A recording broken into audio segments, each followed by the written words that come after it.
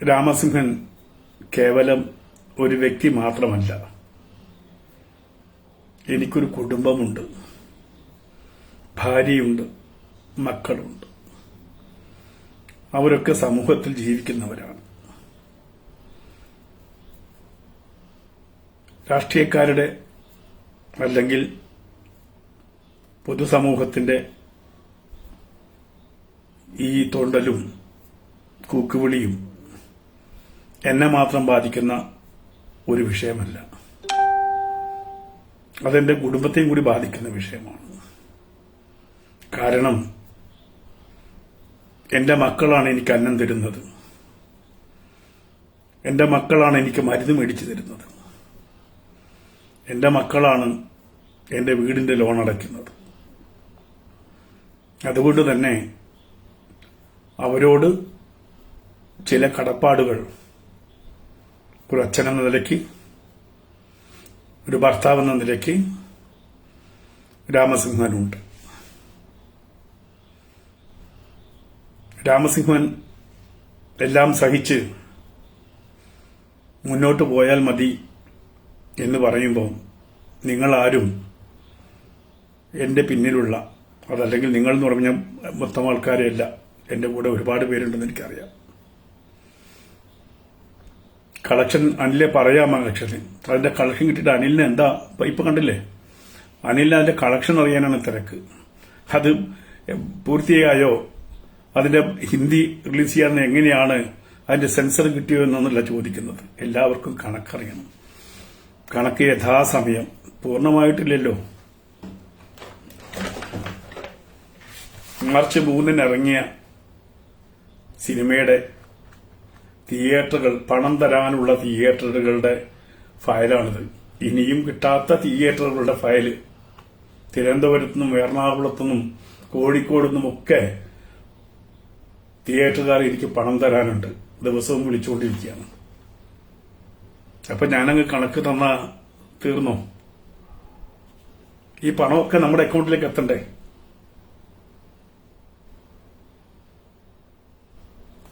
ഞാൻ നുണ പറയുന്നതല്ല,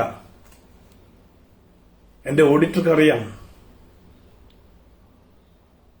ഇത്ര 3 മാസമായിട്ടും ഞാനൊരു ഡിസ്ട്രിബ്യൂട്ടർ വഴിയല്ല പടം റിലീസ് ചെയ്തിരിക്കുന്നത്. ഒരു വ്യക്തി നിലയ്ക്ക് 110ഓളം തിയേറ്ററുകളിൽ വിളിച്ച് കാല് പിടിച്ചിട്ടാണ് പടം തിരികെ എത്തുന്നത്. ഇനിയും ഇത്ര കിട്ടാനുണ്ട്. നിങ്ങൾ നോക്കൂ.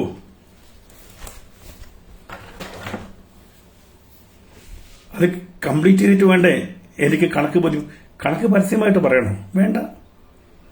കാരണം ഇത് തുടങ്ങിയപ്പോ അതിന് ബന്ധപ്പെട്ട അതുമായിട്ടിരുന്ന കുറെ വ്യക്തികളുണ്ട്. പൊതുസമൂഹത്തിൽ കണക്ക് പറയില്ല എന്ന് തന്നെ അന്നേ പറഞ്ഞിട്ടുണ്ട്. പൊതുസമൂഹത്തിൽ കണക്ക് പറയേണ്ടെന്ന് ആവശ്യമില്ല. അത് ബോധ്യപ്പെടുത്തേണ്ടവരെ ബോധ്യപ്പെടുത്തണം, വിത്ത് എവിഡൻസ്. ഈ 106 തിയേറ്ററിൽ നിന്ന് വന്ന DCR അടക്കം, അതിന്റെ ഒരു കോപ്പി അടക്കം ഇതുമായിട്ട് തുടക്കത്തിലിരുന്ന കുറച്ചു പേർക്ക് ബോധ്യപ്പെടുത്തേണ്ട കാര്യമുണ്ട്. അത് പൊതുസമൂഹത്തിൽ വന്ന് വിളിച്ചു പറയേണ്ടുന്ന ഒന്നല്ല. പിന്നെ ആരും പേടിക്കേണ്ട. നേരത്തെ ആദ്യമേ പറഞ്ഞല്ലോ, ഇത് GST രജിസ്ട്രേഷനുള്ള ഒരു മധർമ്മ GST രജിസ്ട്രേഷനുള്ളതാണ്. കൃത്യമായി ടാക്സ് അടയ്ക്കുന്നുണ്ട്, കണക്ക് ബോധ്യപ്പെടുത്തുന്നുണ്ട്. അതിന് വേറെ ബ്ലാക്ക് മണിയൊന്നും ഇതിലില്ല, എല്ലാവർക്കും അറിയുന്ന കാര്യമാണ്. പിന്നെ ഈ കണക്ക് ചോദിക്കുന്നവർ ആദ്യം ഞാൻ ഈ സിനിമ കണ്ടു എന്ന് പറഞ്ഞ് അതിന്റെ ഒരു ടിക്കറ്റെങ്കിലും എടുത്ത് കാണിക്കണേ, ദയവായിട്ട്. ഞാൻ ഈ സിനിമ ഇന്ന അടുത്ത് കണ്ടു, അത്രയെങ്കിലും ഒരു മനസാക്ഷി. ഈ കണക്ക് ചോദിക്കുന്ന ആളുകളുടെ എണ്ണം കണക്കാക്കിയാൽ ചുരുങ്ങിയത് 4-5 കോടി രൂപയെങ്കിലും എന്റെ പെട്ടിയിലെത്തിയനെ. ശരി, അതൊക്കെ നമുക്ക് വിടാം. ഇപ്പോൾ നിലവിലുള്ള കാര്യങ്ങൾ ആദ്യമേ പറയട്ടെ. ഞാന് എന്റെ രാജിവിവരം അറിയുന്നതിന് മുമ്പ്, ഇപ്പുറത്തറിയുന്നതിന് മുമ്പ് 5-8 ദിവസം മുമ്പ് രാജി ഞാൻ ഒരു മെയിലില്, നിങ്ങൾ കണ്ടു കാണും, ഞാനത് ഇട്ടിട്ടുണ്ട്. ഒരു കുറ്റവും പറയാതെ പാർട്ടിയിൽ നിന്നും ഞാൻ രാജിവെക്കുന്നു ആ രാജിയുടെ ഉദ്ദേശം എന്തായിരുന്നു എന്ന് പിന്നീട് നമുക്ക് സംസാരിക്കാം. ഇപ്പൊ സംസാരിക്കാൻ പറ്റാത്തൊരു അവസ്ഥയുണ്ട്. രാജി വിവരം ഞാനായിട്ട് ഒരു പത്രക്കാരോടോ പറഞ്ഞിട്ടില്ല. രാജി വിവരം ബിജെപിയുടെ സംസ്ഥാന ഓഫീസിൽ നിന്ന് തന്നെയാണ് ചോർന്നത്. എന്നെ പത്രക്കാർ വിളിച്ചു ചോദിച്ചു, രാജിവെച്ച് CPM-ലേക്ക് പോകുന്നത് കേട്ടല്ലോ. ഞാൻ പറഞ്ഞു, CPM-ലേക്കൊന്നും പോകുന്നില്ല. കാരണം അവർക്ക് കൃത്യമായി വിവരം കിട്ടിയിട്ടാണ് അവർ വിളിക്കുന്നത്. രാജിവെച്ചെന്നുള്ളത് സത്യമാണ്, വേറെ അതിൽ പറയാനൊന്നുമില്ല. അത് പുറത്ത് വന്ന അന്ന് രാവിലെ മനോരമ, മാതൃഭൂമി, ഏഷ്യാനെറ്റ്, 24, ചാനൽ 18 എന്ന് തുടങ്ങി നമ്മുടെ കേരളത്തിലെ മിക്ക പത്രങ്ങളും രാവിലെ വരട്ടെ വീട്ടിലോട്ട് വന്നു. ഞാൻ പറഞ്ഞു, ആരും വരേണ്ടതില്ല, എനിക്കൊന്നും പറയാനില്ല എന്ന് പറഞ്ഞു. വൈകിട്ടാണ് ഞാൻ മനോരമയിൽ ഒരു 5 മിനിറ്റ് വരുന്നത്. അത് വരാനൊരു കാരണമുണ്ടായിരുന്നു. അത് ശ്രീ K. സുരേന്ദ്രന്റെ ഒരു പ്രസ്താവനയാണ്. അതിന് മറുപടി പറയാതിരിക്കാൻ പറ്റില്ല. കാരണം K. സുരേന്ദ്രൻ പറഞ്ഞത്, ഈ വരുന്നവർക്കൊക്കെ മേയർ സ്ഥാനം കൊടുക്കാനൊന്നും നമുക്ക് പറ്റില്ലല്ലോ. അതിന്റെ അർത്ഥം ഞാൻ മേയർ സ്ഥാനം കൊതിച്ചിട്ട് വന്നത് ആണ് എന്നല്ലേ. അപ്പൊ അതിന് മറുപടി പറയാൻ വേണ്ടി മാത്രമാണ് ഞാൻ ഒരു 5-10 മിനിറ്റ് എന്റെ വീട്ടിലിരുന്ന് അങ്ങനെ അവരോട് സംസാരിച്ചത്. നിങ്ങൾ നോക്കൂ, ഞാൻ ഒരു ചാനലിനും ഇന്റർവ്യൂ കൊടുത്തില്ല, ഒരു പത്രസമ്മേളനവും വിളിച്ചിട്ടില്ല. എനിക്ക് BJPയെ അധിക്ഷേപിക്കാനാണെങ്കിൽ, പാർട്ടിയെ മോശമാക്കാനാണെങ്കിൽ അത് വലിയ വാർത്തയായിട്ട് തന്നെ വരുമായിരുന്നു, അതീവ രഹസ്യമായിട്ട്. ഞാൻ പറഞ്ഞല്ലോ, അതിനൊരു കാരണമുണ്ട്. എന്റെ മനസ്സിലൊരു ഉദ്ദേശം ഉണ്ടായിരുന്നു. അത് പിന്നെ നടക്കുമെന്ന് എനിക്കറിയില്ല. എങ്കിൽ പോലും ചില കാര്യങ്ങൾക്ക് മുന്നോട്ടിറങ്ങുമ്പോൾ രാഷ്ട്രീയം ഒരു തടസ്സമാവരുത് എന്ന് കരുതിയിട്ടാണ് മാറി നിന്നത്. അപ്പം സുരേന്ദ്രന്റെ ആ പ്രസ്താവന, മേയർ സ്ഥാനം, അപ്പം എനിക്ക് നിങ്ങളോട് പറയാലോ, ഇന്ത്യയിൽ ഒരു വ്യക്തി കിട്ടുന്ന ഏറ്റവും വലിയ കാര്യം എന്ന് പറഞ്ഞാൽ ഇന്ത്യൻ പ്രസിഡന്റ് അടുത്ത് നിന്ന് കിട്ടുന്ന ഒരു അവാർഡാണ്. എനിക്കത് കിട്ടിയിട്ടുണ്ട് വളരെ ചെറിയ പ്രായത്തിൽ. 96 എനിക്ക് കിട്ടിയിട്ടുണ്ട് ഇന്ത്യൻ പ്രസിഡന്റ് അവാർഡ് എന്റെ ഡോക്യുമെന്ററിക്ക്. അതേപോലെ തന്നെയാണ് ഒരു വ്യക്തിക്ക് കിട്ടുന്ന ഏറ്റവും വലിയ സ്ഥാനങ്ങളിലൊന്നാണ് സ്റ്റേറ്റ് അവാർഡ്. 2 തവണ കേരളത്തിന്റെ സർക്കാരിന്റെ സംസ്ഥാന അവാർഡ് എനിക്ക് ലഭിച്ചിട്ടുണ്ട്. മേയർ സ്ഥാനം 5 കൊല്ലത്തേക്ക് കിട്ടുന്ന ഒരു അവാർഡൊക്കെയാണ്. പക്ഷേ അവനവൻ ചെയ്യുന്ന തൊഴിലിൽ ദേശീയ അംഗീകാരം, സംസ്ഥാന അംഗീകാരം കിട്ടുക എന്ന് പറഞ്ഞാൽ അത് ആജീവനാന്തമുള്ള പൊൻതൂവൽ തന്നെയാണ്. അതിനേക്കാളും വലിയ സ്ഥാനമൊന്നും ഞാൻ ആഗ്രഹിച്ചിട്ടില്ല. അതാണല്ലോ നമുക്ക് ഏറ്റവും ജീവിതത്തിൽ ഏറ്റവും ഒരു ദേശീയ അംഗീകാരം ലഭിക്കുക, ഒരു കലാകാരൻ എന്ന നിലയ്ക്ക് അത് കിട്ടിയതാണ്. മറ്റൊന്ന്, BJPയിൽ വരുന്നതിന് മുമ്പ് തന്നെ അജയ് അക്ബറായിട്ട് കുറച്ച് ചെറിയ സിനിമകളാണെങ്കിലും ജനങ്ങൾ ഇഷ്ടപ്പെടുന്ന ഒരുപാട് സിനിമകൾ ഞാൻ ചെയ്തിട്ടുണ്ട്. അതിലൊരു സിനിമ നിങ്ങളുടെ നാവിൽ ഇപ്പോഴും ഉണ്ട്. പിണറായി വിജയനെ കളിയാക്കിക്കൊണ്ട് നിങ്ങൾ പറയുന്ന ജൂറിയൻ മാൻഡ്രേക്ക് അടക്കമുള്ള സിനിമകൾ ഇപ്പോഴും സജീവമായിട്ട് TV-യിലൊക്കെ ഓടുന്നുണ്ട്. അപ്പം ഫേമസിന് വേണ്ടിയിട്ടാണെങ്കിലും എനിക്ക് ഈ രാഷ്ട്രീയം സ്വീകരിക്കേണ്ട കാര്യമില്ല. അപ്പൊ ഇത് രണ്ടും അല്ലാന്ന് ആദ്യമേ പറയട്ടെ. പിന്നെ എല്ലാവർക്കും അറിയുന്നത് ഈ പുഴ മുതൽ പുഴ വരെയും രാമസിംഹനെയും ഒക്കെയാണ് അധികാരമോഹിയായിട്ടുള്ള. അതിനു മുമ്പ് രാമസിംഹൻ ഇവിടെ ഉണ്ടായിരുന്നില്ലേ? ഒരു കാലത്ത് മോദിയെ ഏറ്റവും വെറുത്തിരുന്ന ആളാണ് കമ്മ്യൂണിസ്റ്റുകാരനായിരുന്നപ്പോ. കാരണം ഗുജറാത്തിൽ മുസ്ലിങ്ങളെ കൊന്നൊടുക്കുന്ന ഒരു വ്യക്തി എന്നുള്ള ഒരു ആംഗിളിലൂടെ ഞാനും കണ്ടിട്ടുള്ളത്. കാരണം അന്ന് കമ്മ്യൂണിസ്റ്റുകാരാണല്ലോ, കമ്മ്യൂണിസ്റ്റുകാരന്റെ വീക്ഷണത്തോടു തന്നെ ജീവിക്കുന്ന. ആ സമയത്താണ് ഞാനിന്ന് ഈ താമസിക്കുന്ന വീട്, ആ നിലം വാങ്ങിക്കുന്നത് ഗുജറാത്തിൽ താമസിക്കുന്ന ഒരു വ്യക്തിയോടാണ്. അപ്പോൾ ആ വ്യക്തിയോട് ഞാനിങ്ങനെ ഏറ്റവും മോശമായിട്ടുള്ള വാക്കുകളാണ്. അദ്ദേഹം ഭയങ്കര പ്രശ്നക്കാരനാണ്. അന്ന് മോദി പ്രധാനമന്ത്രി ആയിട്ടില്ല. അപ്പോൾ അദ്ദേഹം പറഞ്ഞു, അലി അക്ബറിന് അറിയോ എന്താണ് ഗുജറാത്ത് എന്ന്? ഗുജറാത്തിൽ എങ്ങനെയാണ് കലാപം ഉണ്ടായെന്നറിയോ? ഞാൻ അവിടെ 10-30 വർഷമായിട്ട് ജീവിക്കുന്ന ഒരു വ്യക്തിയാണ്. നിങ്ങൾ കാണുന്ന ഇസ്ലാമിക വിരോധമോ അടിച്ചമർത്തലോ കൊല്ലലോ ഒന്നുമില്ല.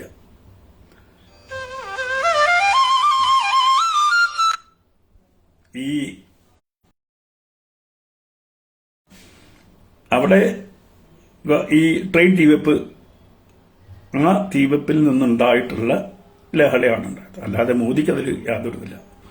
മാത്രമല്ല അവിടെ ഏറ്റവും കൂടുതൽ മോദിക്ക് മുസ്ലിങ്ങളാണ് വോട്ട് ചെയ്യുന്നത് എന്നും കൂടി അദ്ദേഹം പറഞ്ഞു. അതിനുശേഷമാണ് ഞാൻ ഗൗരവമായിട്ട് പഠിക്കാനും കാര്യങ്ങളൊക്കെ ചെയ്യാനും. പിന്നീടാണ് മനസ്സിലായത് വലിയ നുണയുടെ കീഴിലാണ്. പിന്നീട് മോദി അധികാരത്തിൽ വന്നപ്പോൾ എന്നെ ഏറ്റവും കൂടുതൽ ആകർഷിച്ചത് സ്വച്ഛ് ഭാരത് തന്നെയാണ്. ആദ്യം ഓരോ വീട്ടിലും ഒരു കക്കൂസ് എന്ന് പറഞ്ഞിട്ടാണ് അദ്ദേഹം തുടങ്ങിയത്. ആദ്യം എല്ലാവരും കളിയാക്കിയിരുന്നു.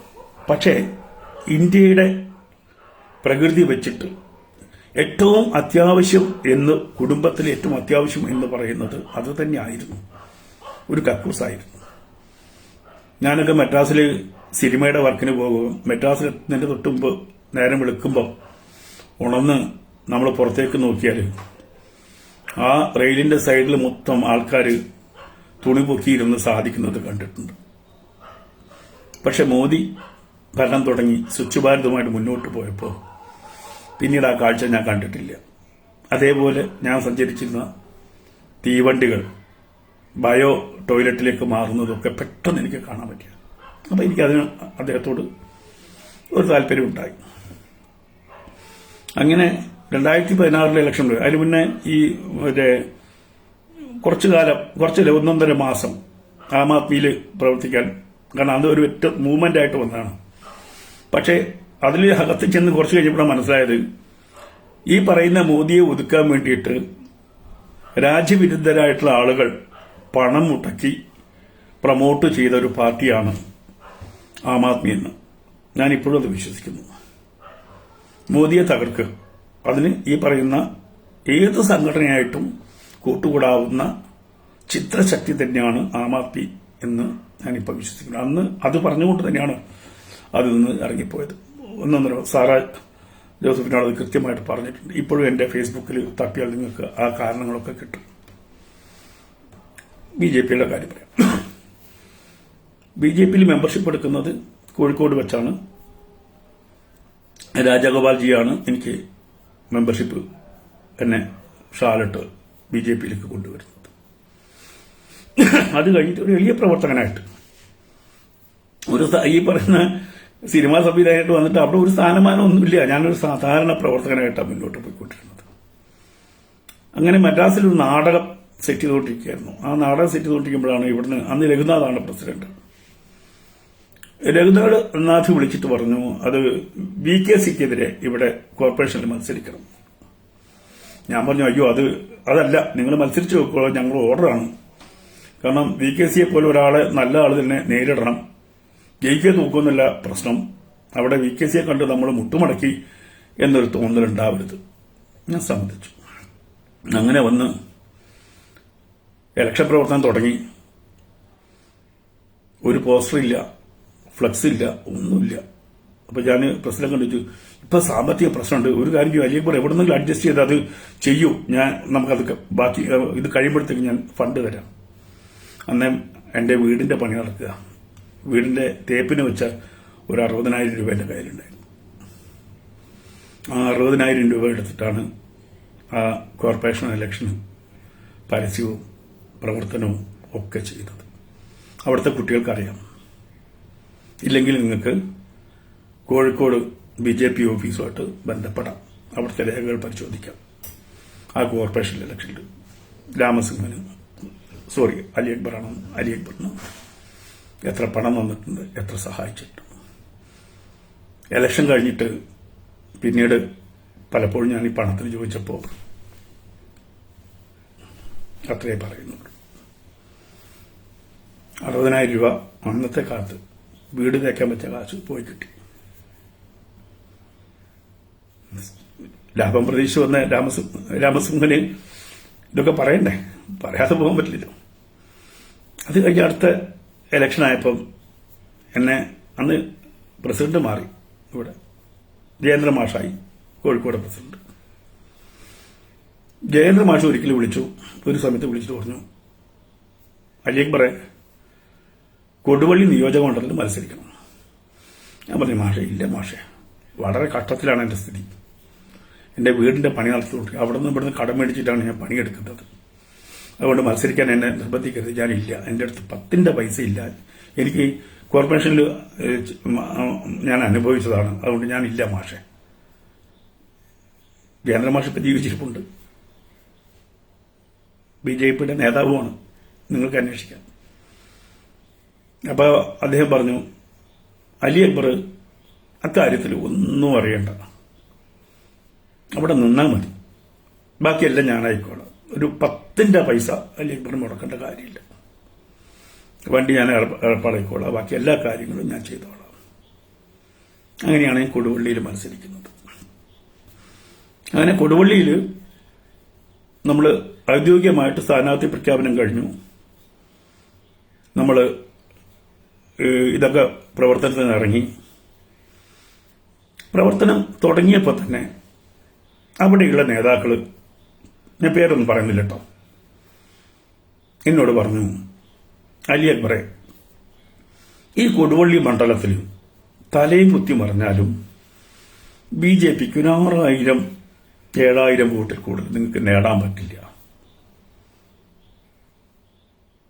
മനസ്സിൽ എന്നെ ഒന്ന് വലുതാക്കി. അങ്ങനെയാണ് നേടണമല്ലോ.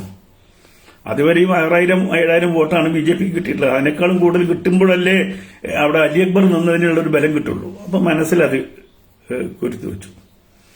അപ്പൊ അവർക്ക് വെറുതെ ഇന്ന് ഓടി എല്ലായിടത്തും പോയിട്ടൊന്നും കാര്യമില്ല. ഇവിടെ അറിയാലോ, ലീഗിന്റെ കോട്ടയാണ്, അവിടെ നമുക്കൊന്നും ചെയ്യാൻ പറ്റില്ല എന്ന് പറഞ്ഞു.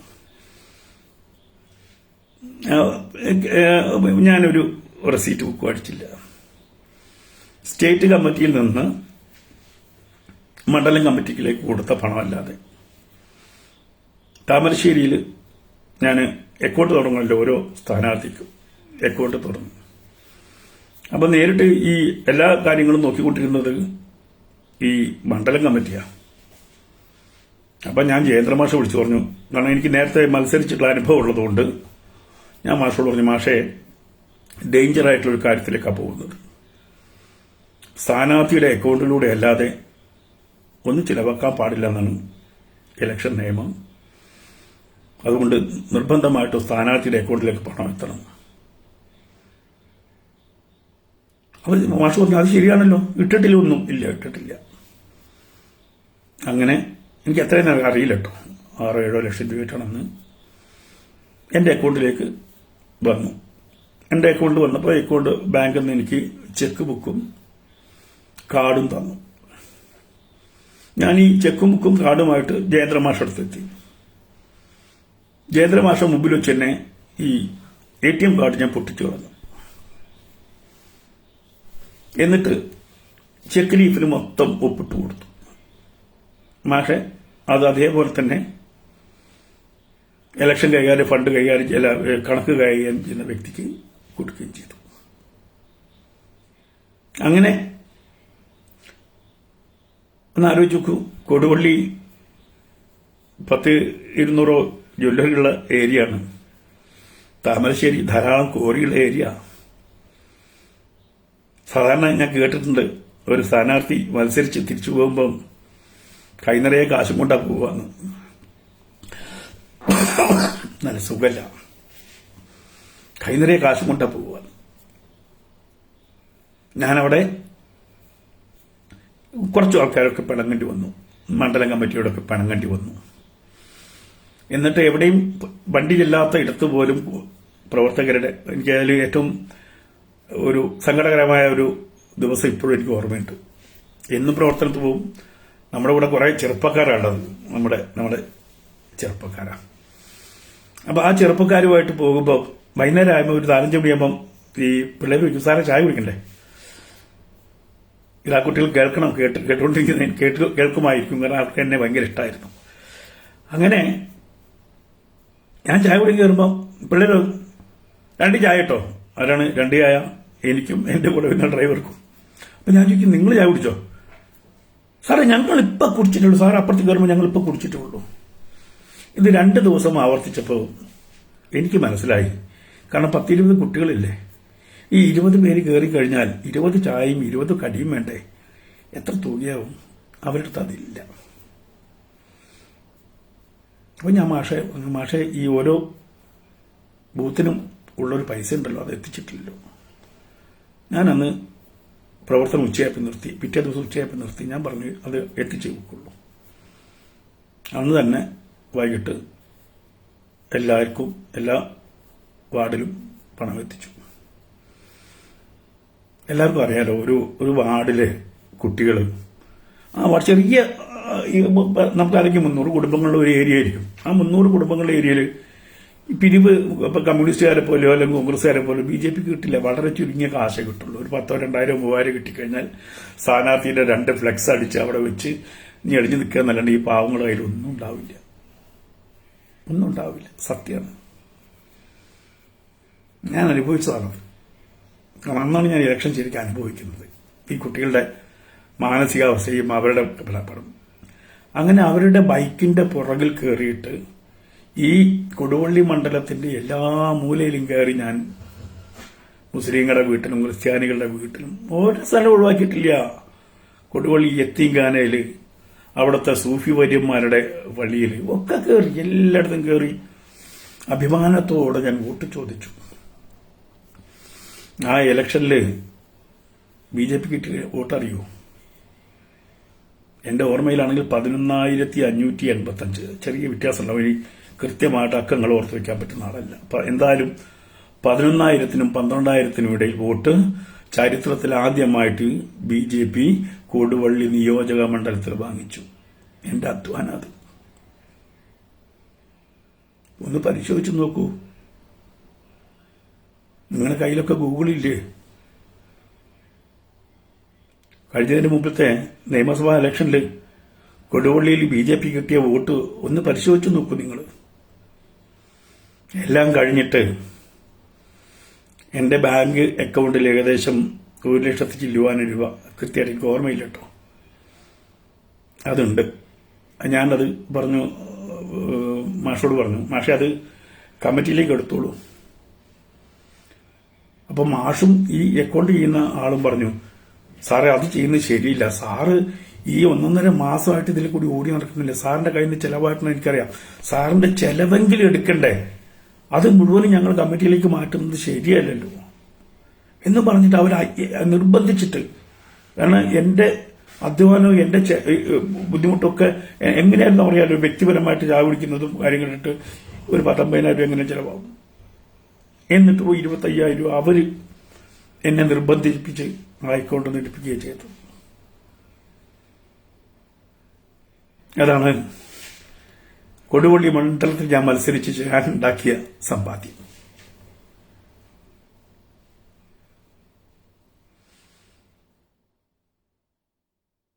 എല്ലാവരും ഇവരൊക്കെ ജീവിച്ചിരിപ്പുണ്ട്.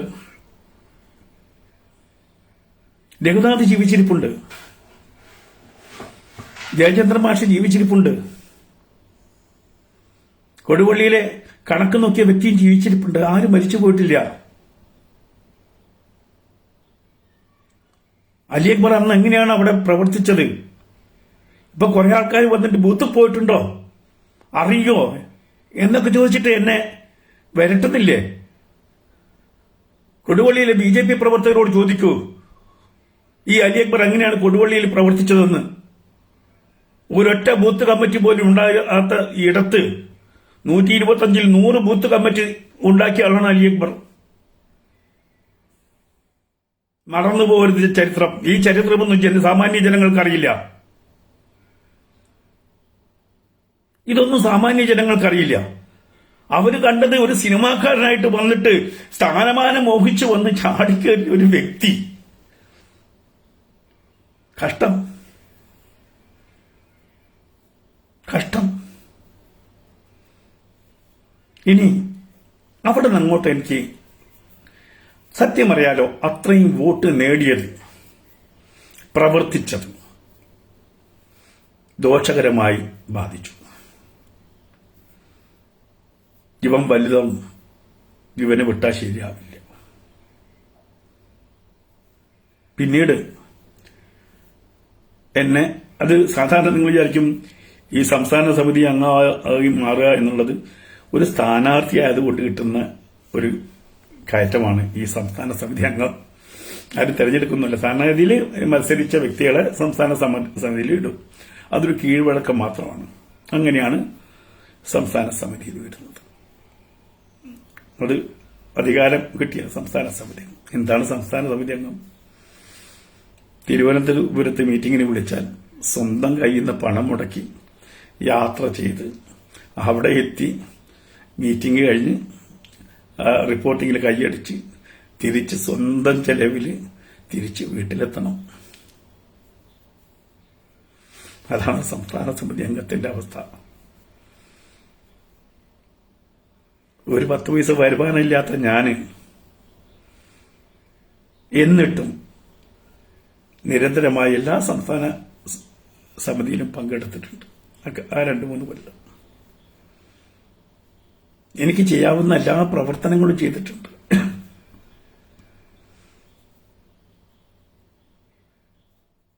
ഒരു സ്ഥാനത്തിന്റെയും ഒരു നേതാവിന്റെയും പുറകെ ഞാൻ പോയിട്ടില്ല. എനിക്ക് എല്ലാവരും ഒരുപോലെയായിരുന്നു. ഗ്രൂപ്പുണ്ടെന്ന് അറിയുമ്പോഴും എനിക്കറിയില്ല ആരാണ്, ഏത് ഗ്രൂപ്പാണ്, സുരേന്ദ്രന്റെ ഗ്രൂപ്പ് ഏതാണ് ഇപ്പോഴും അറിയില്ല കേട്ടോ. സത്യം ഇപ്പോഴും എനിക്കറിയില്ല.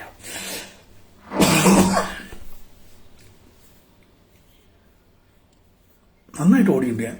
ആ സമയത്തൊക്കെ ഞാൻ ഓടിയിട്ടുണ്ട്. പിന്നീട് വന്ന ഇലക്ഷനിലും കേരളത്തിന്റെ അങ്ങേയറ്റം മുതൽ തിരുവനന്തപുരം മുതൽ കാസർഗോഡ് വരെ ഞാൻ ഓടിയിട്ടുണ്ട്. എന്റെ ഈ ശരീരം വെച്ചിട്ട് ഓടിയിട്ടുണ്ട്.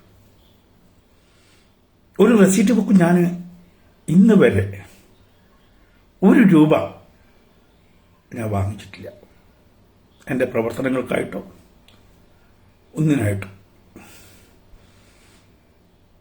ചിലപ്പോഴൊക്കെ അന്ന് വന്നപ്പോഴും ഇതേപോലെ ഭക്ഷണത്തിനുള്ള പണം ഡ്രൈവറും ഞാൻ ഭക്ഷണം കഴിക്കേണ്ട യാത്രക്കിടയിൽ പലപ്പോഴും സ്വന്തം കയ്യിൽ നിന്നിട്ടാണ് എടുക്കുന്നത്.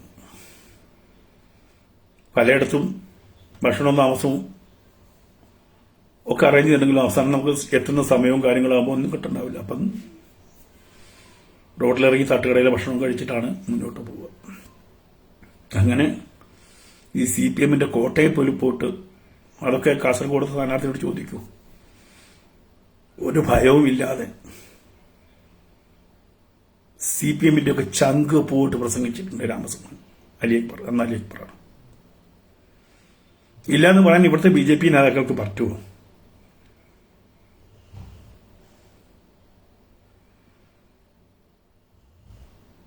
പറയട്ടെ, തെളിവ് തരട്ടെ. ഞാൻ പാർട്ടിക്കെതിരായിട്ട് എവിടെയെങ്കിലും സംസാരിച്ചു, പ്രവർത്തിച്ചു, ഗ്രൂപ്പ് ഉണ്ടാക്കി, ഗ്രൂപ്പിൽ അംഗമായി ഉണ്ടോ? ആ ടേം കഴിഞ്ഞിട്ട്, ആ സംസ്ഥാന സമിതി അംഗത്തിന്റെ ടേം കഴിഞ്ഞിട്ട് പിന്നീട് സംസ്ഥാന സമിതിയിലേക്ക് എടുത്തത് ദൈവത്താണ്. ഈ നിമിഷം വരെ എനിക്കൊരു മെയിൽ പോലും സംസ്ഥാന കമ്മിറ്റി ഓഫീസിൽ തന്നിട്ടില്ല. പത്രത്തിൽ വായിച്ചു ഞാൻ സംസ്ഥാന സമിതിയിലുണ്ടെന്ന്. എന്നെ വെല്ലുവിളിക്കുക, സംസ്ഥാന സമിതിയെ തന്നെ വെല്ലുവിളിക്കുക. അലി അക്ബറിന് സംസ്ഥാന സമിതി അംഗമായിട്ട് തെരഞ്ഞെടുത്തു. അതിനുശേഷം എത്രയോ മീറ്റിംഗുകൾ കഴിഞ്ഞിട്ടുണ്ട്. ഈ അലി അക്ബറിന് ഒരു വാട്സപ്പ് മെസ്സേജോ ഒരു ഇമെയിലോ ഈ BJP ഓഫീസിൽ നിന്ന് കിട്ടിയിട്ടുണ്ടോ അല്ലെങ്കിൽ അയച്ചിട്ടുണ്ടോ? അവർക്ക് നാളെ തെളിവ് വിടാം. പിന്നീട് അത് കഴിഞ്ഞ് ദുഃഖകരമായിട്ടുള്ള പല കാര്യമുണ്ടായി. ഇവിടെ പല പൊതു വേദികളിലും എന്നെ വിളിക്കും. അത് വിളിച്ചിട്ട് വേദിയിൽ കയറ്റിയിരുത്തിയിട്ട് സ്വാഗതം പറയുമ്പോൾ എന്റെ പേര് പോലും പറയില്ല. 2 മണിക്കൂർ സഹിച്ചിരുന്നിട്ട് ഇറങ്ങിപ്പോയിട്ടുണ്ട്. ഇത് കേൾക്കുന്ന അവിടുത്തെ പ്രദേശിക ആൾക്കാർക്ക് അതൊക്കെ അറിയാം. ഇവിടെ തൊട്ടടുത്ത് ഒരു സദസ്സിൽ എന്റെ കാറിലാണ് ഞാൻ പോകുന്നത്. പെട്രോൾ അടിച്ചിട്ട് ചിന്തിക്കണം. അവിടെ പോയിട്ട് എന്നെ ആനയിച്ച് അവിടെ ഇരുത്തി 6 മണി മുതൽ ഇരുത്തി. 7 ആയി. 7 മണിക്ക് അവിടുത്തെ പ്രാദേശിക നേതാവിന്റെ അടുത്തേക്ക് മൈക്ക് കൊടുത്തു. ആ നേതാവ് 8 മണി വരെയും പ്രസംഗിച്ചിട്ടും നിർത്തിയിട്ടില്ല. എനിക്ക് മനസ്സിലായി ഇതെങ്ങനെയാണ് ചെയ്യാൻ പോകുന്നത്. അവിടുന്ന് ഇറങ്ങി. അതാണ് എന്റെ അവസാനത്തെ പൊതു ഫംഗ്ഷൻ. എന്റെ അവസാനത്തെ പൊതു ഫംഗ്ഷൻ അതാണ്. പിന്നീട് ഞാൻ BJPയുടെ ഒരു മീറ്റിംഗിലേക്ക് എന്നെ വിളിച്ചിട്ടുമില്ല, ഞാൻ കയറിയിട്ടുമില്ല. സത്യമാണ്. ഷൂട്ടിങ്ങിന്റെ ഇടയിലാണ് ജയേന്ദ്ര മാസ്റ്റർ ഇവിടുത്തെ 2ാമത്തെ ഇലക്ഷൻ കഴിയുന്നത്. അവിടെ അത് നമുക്ക് നാളത്തെ ഭാഗത്ത് പറയാം. എല്ലാം കൂടി ഒരുമിച്ച് പറഞ്ഞാൽ ഒരുപാട് ദൈർഘ്യം, ഒരുപാട് സമയം വേണം. ആ ഒരു മാനസികാവസ്ഥയിലല്ല ഞാൻ. അപ്പൊ എന്റെ തുടക്കം മുതൽ 2ാമത്തെ സംസ്ഥാന സമിതി അംഗമാവുന്നത് വരെയുള്ള കാര്യങ്ങൾ എന്നെ എന്ത് കാരണം കൊണ്ടാണ് എന്ന് എനിക്കറിയില്ല. അത് കഴിഞ്ഞിട്ടാണ് അബ്ദുള്ളക്കുട്ടി ഇതിനിടയ്ക്കാണ് കയറി വരുന്നത്. അബ്ദുള്ളക്കുട്ടി കുറച്ച് ദിവസം കഴിയുമ്പോൾ എന്നെ വിളിച്ചു പറഞ്ഞു, അദ്ദേഹം എന്നെ വിളിച്ചിട്ടോ, അയ്യോ നിങ്ങൾക്ക് വിഷമാവോ? കാരണം ഞാനിങ്ങനെ ഇന്നലെ വന്നാന്ന് പറഞ്ഞ് കയറിയപ്പോൾ തന്നെ ഞാനൊക്കെ ദേശീയ തലത്തിലേക്ക് എത്തുക, നിങ്ങൾ ഇത്രയും കാലം ഈ ചീത്തമുടിയൊക്കെ കേട്ടിട്ട് നിങ്ങൾക്ക് വല്ല വിഷമം? ഞാൻ പറഞ്ഞു, ജി എനിക്ക് യാതൊരു വിഷമമുള്ള ജി, എനിക്ക് രാഷ്ട്രീയക്കാരനല്ല, ഞാനൊരു പൊതുവെ കലാകാരനാണ്. അതുകൊണ്ട് അങ്ങനെ താങ്കൾക്കൊക്കെ ദേശീയ തലത്തിൽ എന്തെങ്കിലും ചെയ്യാൻ പറ്റും, അതുകൊണ്ട് എനിക്കൊരു വിഷമമില്ല. നിങ്ങൾ അബ്ദുള്ളക്കുട്ടിയോട് ചോദിച്ചു നോക്കൂ, ഈ അലിയക്ബർ പറഞ്ഞ എന്താണ്.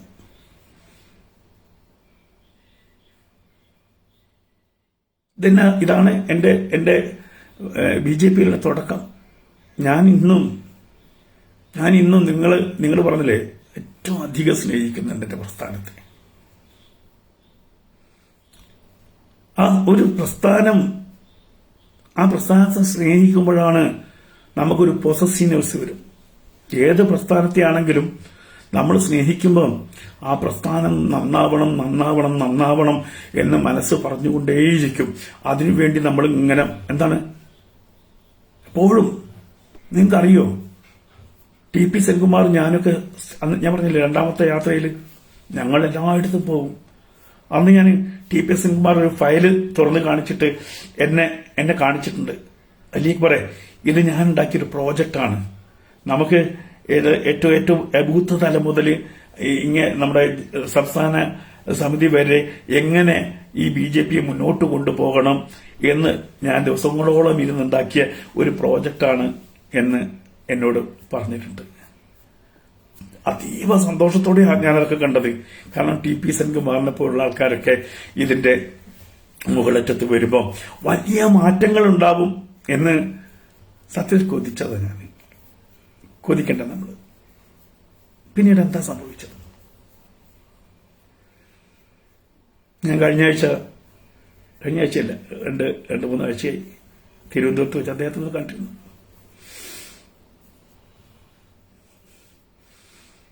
ഒരു മൗനമാണ്. ചോദിച്ചപ്പം വലിയ മൗനമാണ്. അദ്ദേഹം അത്രയും കൊതിച്ചിരുന്നു കേട്ടോ.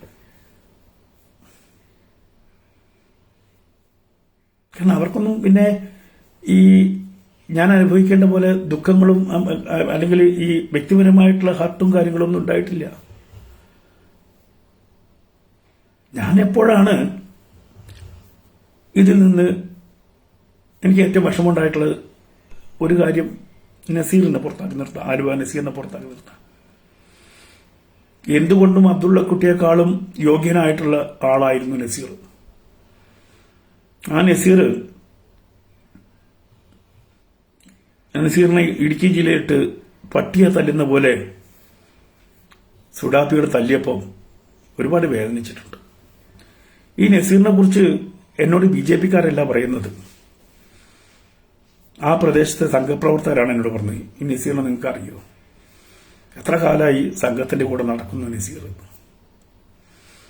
എപ്പോഴും വെള്ളയും വെള്ളയിട്ട് സുമുഖനായിട്ട് സഞ്ചരിക്കുന്ന നസീർ. ഞാൻ അസൂയോട് നോക്കിയിട്ട് എനിക്കറിയാം, ഒരു മുസൽമാൻ ഈ BJP-യിൽ വന്നു കഴിഞ്ഞാൽ ആ മുസ്ലിം വിഭാഗത്തുണ്ടാവുന്ന എന്റെ ഉമ്മയെടുത്ത് പോയിട്ട് ഒരാൾ പറഞ്ഞത്, ഉമ്മ അറിയോ, മുസ്ലിങ്ങളെ കൊല്ലുന്ന ആളുകളുടെ കൂടെയാണ് അക്ബർ ഇപ്പം ചേർന്നിരിക്കുന്നത്. എന്റെ ഉമ്മയോട് പറഞ്ഞതാണ്. എന്നിട്ട് ഞാനും ചിദാനന്ദപുരി സ്വാമിജികളിലും നിൽക്കുന്ന ഒരു ഫോട്ടോ, പത്രത്തിൽ വന്ന ഫോട്ടോ എടുത്ത് എന്റെ ഉമ്മയെ കാണിച്ചു. കണ്ടോ, ഈ സ്വാമിമാരറിയോ? ഈ സ്വാമിമാരൊക്കെ മുസ്ലിങ്ങളെ കൊല്ലാൻ നടക്കുന്നവരാണ്. എന്റെ ഉമ്മയോട് പറഞ്ഞതാണ്. BJP-യുടെ കൂടെ പോവുക എന്ന് പറഞ്ഞാൽ മുസ്ലിമിന് ഇപ്പം, കാരണം അതിലേക്ക് ധാരാളം പേര് വന്നു, ഒക്കെ ഉണ്ട്. പക്ഷെ അന്നത്തെ കാലത്ത് ഈ പറയുന്ന നസീറൊക്കെ BJP-യിൽ പ്രവർത്തിക്കുന്ന കാലത്ത് അദ്ദേഹം എന്തുമാത്രം വിഷമം അനുഭവിച്ചിട്ടുണ്ടാവുന്നത് എന്റെ അനുഭവം കൊണ്ട് പറയാം.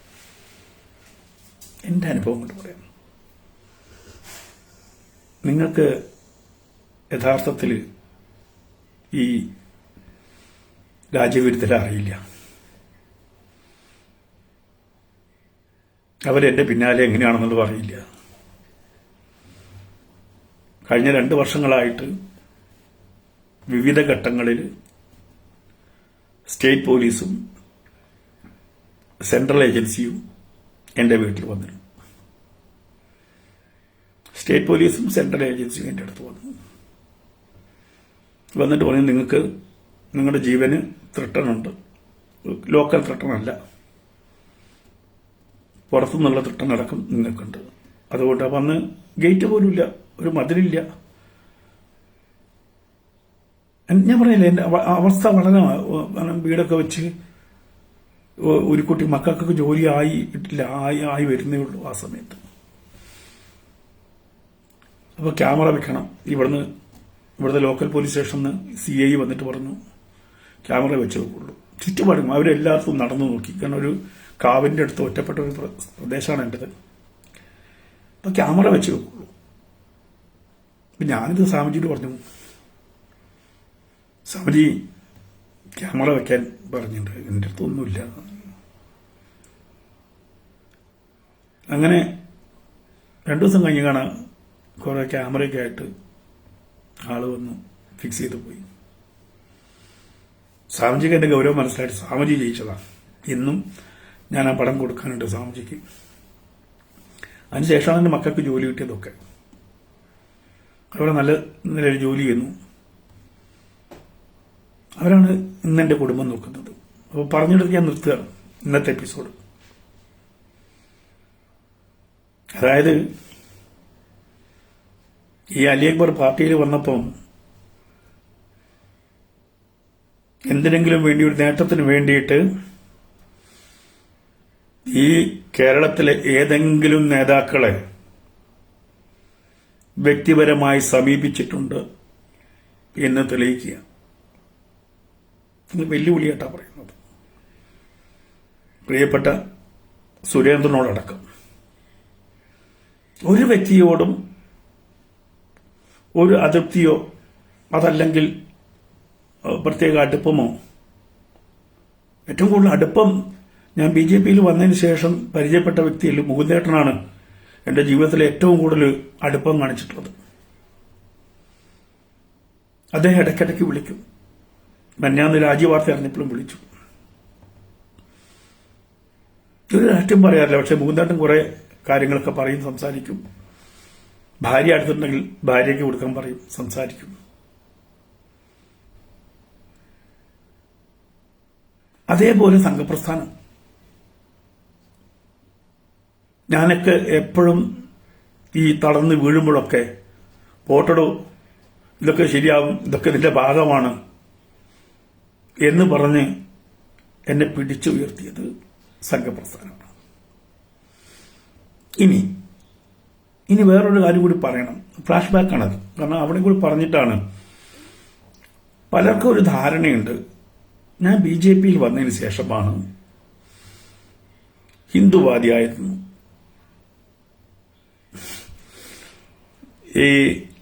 അതിന് കുറച്ച് പിന്നോട്ട് പോകണം. ഞാൻ വയനാട്ടിലുള്ളപ്പോൾ എന്റെ കമ്പനിയിൽ സുഹൃത്ത് വലയത്തിൽ ഒരു ജോളി ഉണ്ടായിരുന്നു, അപ്പോൾസ്റ്ററിക്കാരനായ ജോളി. ഇപ്പോഴും അയാൾ കോഴിക്കോട്ടുകാരനാണ്.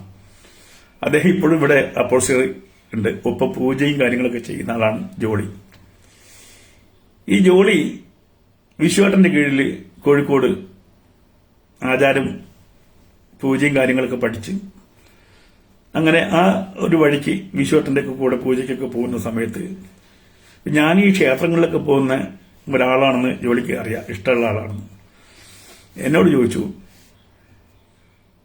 ജയിക്കാ വരുന്നോ, ഞങ്ങള് ശബരിമലയ്ക്ക് പോകുന്നുണ്ട്, മധുസ്വാമിയാണ് ഗുരുസ്വാമി, നമുക്ക് പോവാന്ന് വെച്ചു. കാട്ടുകൂടി പോണം. എനിക്ക് അപ്പുറം തോന്നി അത് ശരിയാണ്, ശബരിമലയ്ക്ക് അതുവരെ പോയിട്ടില്ല, മൂകാംബികയിൽ എല്ലായിടത്തും പോയിട്ടുണ്ട്.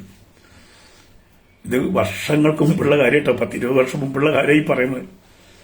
അങ്ങനെ ശബരിമലയ്ക്ക് പുറപ്പെട്ടു. അപ്പൊ 41 ദിവസം കഴിഞ്ഞിട്ട് വിളക്കിന് അവിടെ എത്തും. വിളക്കിന് തൊട്ട് മുമ്പേ മലയോട്ടുള്ളൂ. അപ്പൊ 41 ദിവസം വ്രതം, തിരിച്ചു വരുമ്പോൾ ഏകദേശം 56 ദിവസം. അങ്ങനെ ഞാൻ മലയ്ക്ക് മാലയിട്ട്. അപ്പം ജോലി എന്നെ പറഞ്ഞു, കൃത്യമായിട്ട് പാലിച്ചിട്ട് പോകണം. രാവിലെ എഴുന്നേറ്റ് കുളിക്കണം, അമ്പലത്തിൽ പോകണം, വൈകിട്ട് കുളിക്കണം, അമ്പലത്തിൽ പോകണം എന്ന് ജോലി പറഞ്ഞു. എന്റെ അടുത്തേക്ക് വന്നാൽ നമുക്ക് എവിടെയെങ്കിലുമൊക്കെ ഭജനൊക്കെ ഉള്ളിടത്തൊക്കെ ഇരിക്കാം. അങ്ങനെ തുടങ്ങി 2 ദിവസം കഴിഞ്ഞപ്പോൾ ജോലി എന്നോട് പറഞ്ഞു, ഏതായാലും ഇതൊക്കെ ചെയ്യുന്നില്ലേ, ഇവിടെ ഒരു ഗുരുനാഥനുണ്ട്, ഗീത പഠിപ്പിക്കുന്നുണ്ട്, ഫ്രീ ആയിട്ടാണ്, നമ്മുടെ കോഴിക്കോട് ജവഹർലാലിനകത്താണ്, വരുന്നെന്ന് വെച്ചു. ഞാൻ പറഞ്ഞു, എന്തായാലും ജോലി രാവിലെ എഴുന്നേക്കണ്ടേ, 7 മണിക്കാണ് അവിടെ ക്ലാസ്, ഞാൻ തീർച്ചയായിട്ടും വരാം. അങ്ങനെയാണ് ജീവിതത്തിൽ ആദ്യമായിട്ട് ഗീത വായിക്കുന്നത്. എന്റെ ഗുരു AK.B. നായരുടെ കീഴിലിരുന്നിട്ടാണ് ഗീത പഠിക്കുന്നത്. ഗീത മുഴുവൻ അദ്ദേഹത്തിനടുത്ത് പഠിക്കാൻ പറ്റിയില്ല, കാരണം അതിനുള്ള സമയം ഉണ്ടായിരുന്നില്ല. പക്ഷേ ആദ്യം മുതൽ കുറെ അധ്യായങ്ങൾ അദ്ദേഹത്തിന്റെ അടുത്ത് പഠിക്കുകയും പിന്നീട് അദ്ദേഹത്തിന്റെ കാൽ തൊട്ട് വന്നിച്ചിട്ട് അദ്ദേഹം എഴുതിയ ഗീത അദ്ദേഹത്തിന്റെ കയ്യിൽ നിന്ന് ഞാൻ വാങ്ങിക്കുകയും ചെയ്തു. അങ്ങനെ ഗീത മുഴുവൻ ഞാൻ വായിച്ചു കഴിഞ്ഞിട്ട് ഞാൻ എൻ്റെ ഭാര്യയോട് പറഞ്ഞു, ഇവിടെ നീ ബൈബിൾ വായിച്ചിട്ടുണ്ട്, ഞാൻ ഖുർആനും വായിച്ചിട്ടുണ്ട്, പക്ഷെ ഇതിലൊന്നുമില്ലാത്ത മതം അല്ലോടും ഇത് വേറൊരു ഗ്രന്ഥ, നീ വായിക്കേണ്ട ഗ്രന്ഥാന്ന് പറഞ്ഞു. അത് അവളും ഏറ്റെടുത്തു. അവളും ഞാൻ പിന്നീട് ഇതിങ്ങനെ വായിക്കാൻ തുടങ്ങി. അപ്പോൾ അവളും പറഞ്ഞു, ഇതൊരു വല്ലാത്ത പുസ്തകമാണല്ലോ, ഇത് മതത്തിന്റെ പുസ്തകമല്ല, ഇത് മാനവികതയുടെ പുസ്തകമാണ്. അന്ന് വരെ ഞാൻ ഉണ്ടാക്കി വെച്ചിരുന്ന, അല്ലെങ്കിൽ എന്റെ മദ്രസയിൽ എന്നെ പഠിപ്പിച്ചിരുന്ന ദൈവസങ്കല്പത്തിൽ നിന്ന് പൂർണ്ണമായിട്ടും മാറ്റിയിട്ട് ദൈവം പൂജ്യമാണിടോ എന്ന് പറഞ്ഞ അവിടെയാണ് ഈശ്വര സങ്കല്പത്തിന്റെ ആ പൂജ്യം, വട്ടപൂജ്യം എന്ന് പറയുന്ന നിർഗുണ പരബ്രഹ്മത്തെ അലി അക്ബർ പറയുന്നത്.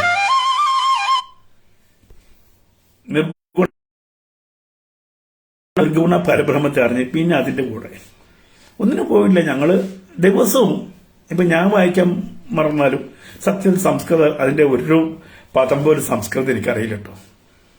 അതിന്റെ മീനിങ്ങേ വായിക്കുള്ളൂ, വലതുവശം മാത്രമേ വായിക്കുള്ളൂ.